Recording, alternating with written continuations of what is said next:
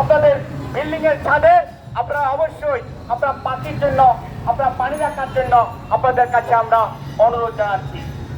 সুপ্রিয় এলাকাবাসী, সম্মানিত এলাকাবাসী, আপনারা সকলে জানেন যে আমাদেরকে গরমের তীব্রতা থেকে বাঁচার জন্য যে বিশেষজ্ঞরা আমাদের জন্য বিভিন্ন সতর্কবার্তা, বিভিন্ন আদেশ উপদেশ ইতিমধ্যে আমাদের জন্য দিয়েছেন, কিন্তু আমাদের আশেপাশে যে পাখি রয়েছে, পশু রয়েছে, তাদের জন্য কোনো সতর্কবার্তা আমাদের জন্য আসেনি। আমি বলতে চাই, আমাদের যে প্রশাসন, আমাদের বিশেষজ্ঞদের কাছে এই সতর্কবার্তা আসা দরকার ছিল, কারণ এদের কারণে আমরা পৃথিবীতে বেঁচে থাকি। তাই আপনাদের কাছে আমরা অনুরোধ জানাচ্ছি, আপনাদের কাছে আমরা আবেদন জানাচ্ছি, আপনাদের খোলা আকাশে, যে আপনাদের যে বাড়ির আঙ্গিনায়, যে আপনাদের বিল্ডিং এর ছাদের উপরে আপনার পাখির জন্য একটি পাত্রের মধ্যে করে আপনারা কিছু পানি রাখবেন।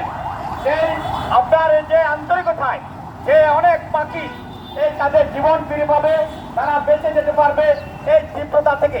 তাই আপনাদের কাছে আমরা হাত জোর করে আপনাদের কাছে আমরা আবেদন জানাচ্ছি, অনুরোধ জানাচ্ছি, আপনারা যে এই আন্তরিকতার সহিত আমাদের এই আবেদনটুকু আপনারা আশা করি পালন করবেন, আপনারা চেষ্টা করবেন। সকল মানুষের কাছে আমরা এই আবেদন জানিয়ে যাচ্ছি। আমাদের জন্য বিভিন্ন ধরনের সতর্কবার্তা জারি করেছেন। আমরা বলতে চাই, আমরা এই পৃথিবীতে মানুষের পাশাপাশি যে আমাদের সাথে যে পাখি, পশু পাখি, তারা যে বসবাস করে, তাদের জন্য আজ পর্যন্ত কোনো সতর্কবার্তা আসেনি।